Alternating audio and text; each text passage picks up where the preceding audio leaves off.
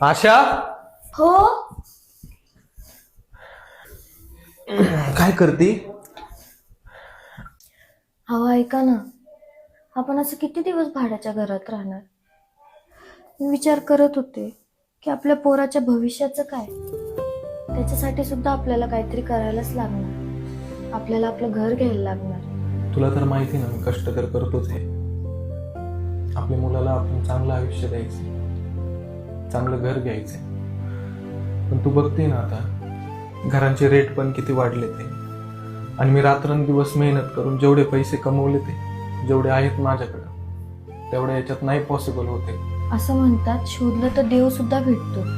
आपल्यालाही भेटेल आपल्या किमतीत कुठेतरी आपलं घर. तू नको काळजी करू, बघतो मी. आशा,